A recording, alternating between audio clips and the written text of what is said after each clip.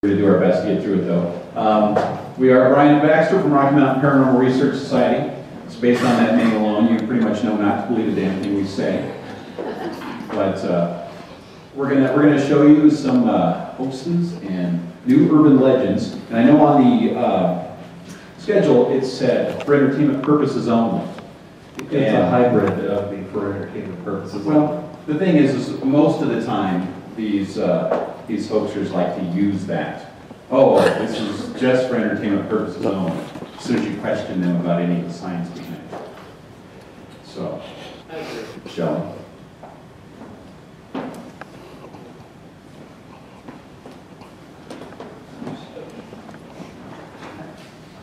Okay, we like to call it parastupid. But we're going to be covering two topics here today. The first one, exactly, goes by the name of Chris Moon. And the second one goes by the name of the Stanley Hotel.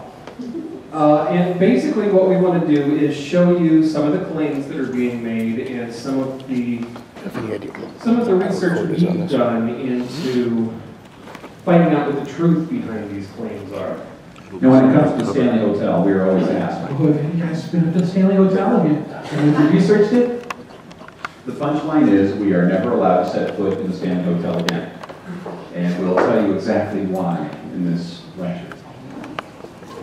Do I really have to go into the Christmas slide? I don't want to do the Christmas slide. You can help. Okay, how many people are familiar with the device that he has been shopping around called the telephone to the dead? Oh, good. Not many. Maybe we should not tell them. There'd be less people. Okay, well, basically, there's this thing. This is actually two of them right here, called a Frank's box, made by a man named Frank Sumption down in Littleton, Colorado.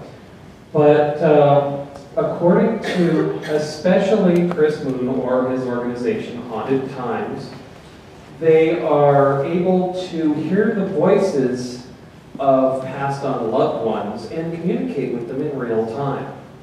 Now, depending on what day of the week it is, Chris will tell you that either everybody can understand them or only 30 people in the world can understand them, so he'll have to charge you more to translate these voices for you. But either way, this is the sad but introduction to the telephone to the dead. Now understand that this is proven two-way communication with the dead. Absolute proof. This is reality here, people. Oh, God. Okay. Now, there was a show on, it's been about a year and a half now. That was on, what was it? It was on True TV. True TV. That's right. Okay, not reality TV, actuality. And it was called Door to the Dead. And it really did focus on Chris Moon and his little broken radio. It was a very interesting thing. It had Chris Moon, it had John Oliver, one of America's premier psychics, so you know he's real as well. And then we have psychic investigator Allison Smith, formerly of the JREF. And it was a very good, we thought, okay, there's a skeptic that's going to be a part of this. Maybe there's a chance she'll try to keep him honest. And in fact, that's actually the words they used. And she's a skeptic, and she's going to keep us honest. Said that right at the beginning of the show. I think she said one phrase in the entire show. Orb activity? Yeah, there certainly is a lot of orb activity. So, due to contracts and non-disclosure agreements, she's not allowed to talk about it. But yeah, this show was an absolute travesty. Well, I think, yeah, I will. Well, let's take a look at this device, what it, I would say actually is, but let's look and see what it actually is. What we have, I'm trying to change the slide, and it's not working very well. Looks like you're playing with your shorts. Okay, what we have here, on the left-hand side of the screen, you will see a man by the name of Frank Sumption. He works for the Littleton School Systems. And he came up with an idea after reading an article in Popular Electronics on electronic voice phenomena. Well, he decided that he just needed to be able to come up with random pieces of words. So he got this wonderful idea. He found a car radio tuner that you can, well, it uses random voltages to tune across the band. So you change the voltage, it changes the frequency. Well, he's decided if you hook a random voltage generator up to this that never stops changing, you just get little clips of sounds. There's nothing understandable about it anymore. Well, initially he said that it talked to aliens. Then he lost a loved one, and now it talks to dead people. And they've gone as far as claiming that this is the continuation of the work that Thomas Edison was doing when he died. So Chris Moon has now dubbed this Thomas Edison's telephone to the dead. Until recently, and now it's just the spirit phone because we've called him on it so many times. But I'll give you an example of what this audio sounds like coming from this device. So let me... Mr. Edison, are you there? If you are, please acknowledge that you're there and that you're with me on this project. Did you get that? That was a clear recording of Thomas Edison responding, yes, I'm here. Yes, I did it. Okay, you made me think last slide. You're taking this one. Oh, God. Okay, so, as it says, from $250 per half hour, you can have Chris Moon do a private reading for you. Now, the thing is if you want it translated, it's a bit more. In fact, it doubles, price doubles if you want to translate what the dead are saying. Now, there's a lot of psychological damage being done here. As so many of you know from people like Penn or Chris Angel, these people really are angry about people that claim to be able to talk to the dead.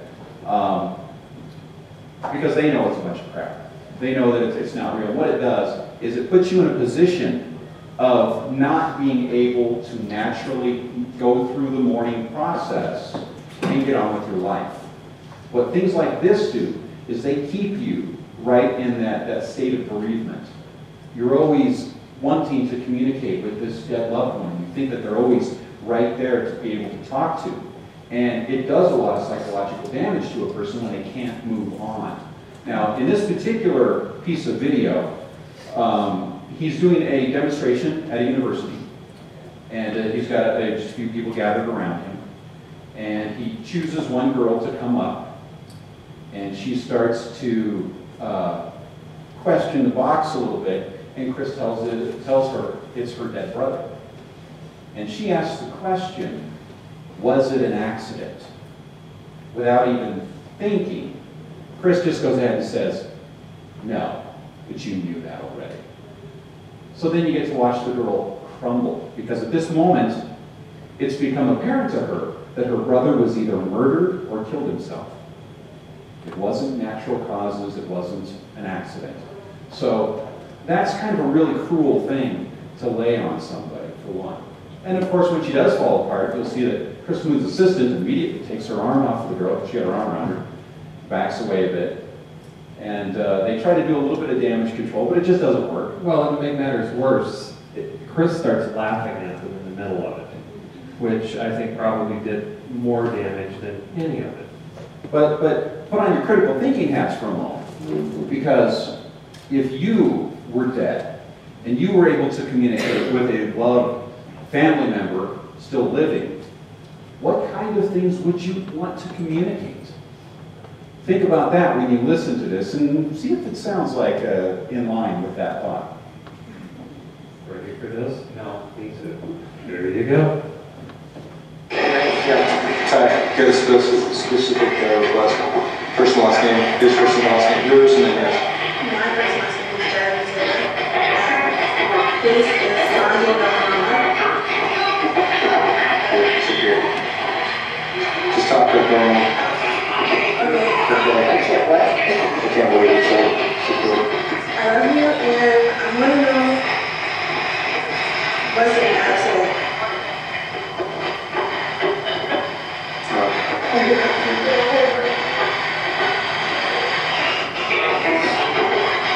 do you mean that?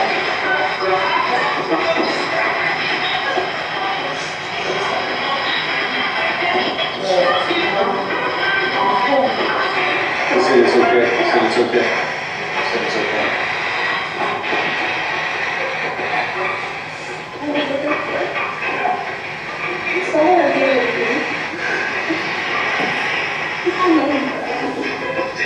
You need some help, Dan. You need some help, Dan.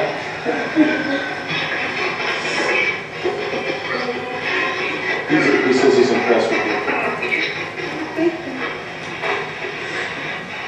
Any last things you want to say?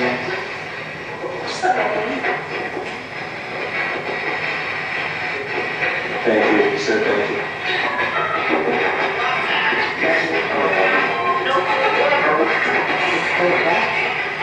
Don't forget me. Good. Say bye if you get by. Okay. All right, guys, we're going to shut down. Thanks, Ty. That's worth $500 a half hour, isn't it? It's just absolutely I'm on the painful. fly. What's that? What's that? I said I'm on the fly. Okay. So that's one of the things that kind of disturbs me is she says, I love you. What would be a normal response for a loved one to say back? Thanks. Doesn't seem like it really fits. I'm impressed with you. You know, maybe, but a lot of it just, you know, you need help. Damn. You know, if you had an opportunity to speak from the other side, these are the things you would choose to say. It just doesn't quite fit to me. And it was a matter of watching this girl get crushed. And now she gets to go home thinking that her brother was either murdered or killed himself.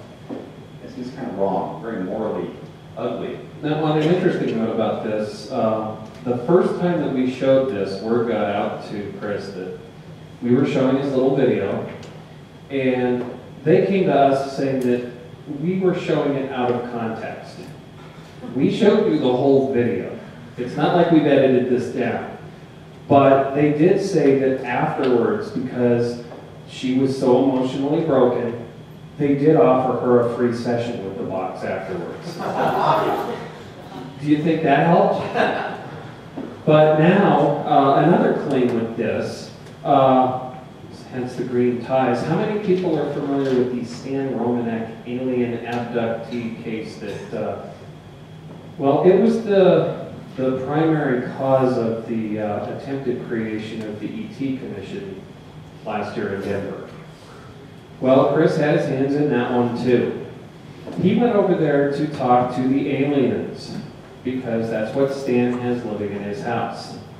What we have here is a recreation, but I will say a darn accurate recreation of a recording that they got on the box one day while they were just trying to talk to the aliens. And this is what it sounded like.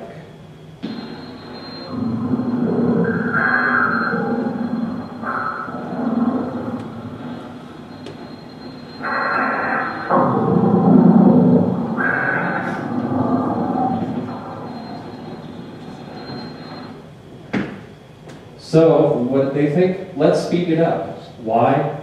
Well, because it's the best way to make up things. But now they're What you playing... do in all the science fiction movies. Exactly. So when they decide to speed this up and play it back, they get a recording that sounds like this. Hello, Stan. We are proud of you, Starseed. Please be aware that those who are skeptical of your claims have been in contact with Clay. Be strong, Starseed, and the truth will be revealed.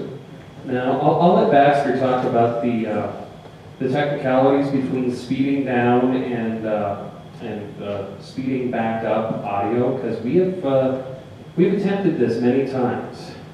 Well, when you're working with digital files, when you're speeding up and slowing down, you're often having to remove information. So if you slow a file down that much to where it sounds that distorted, when you speed it back up, it sounds like garble.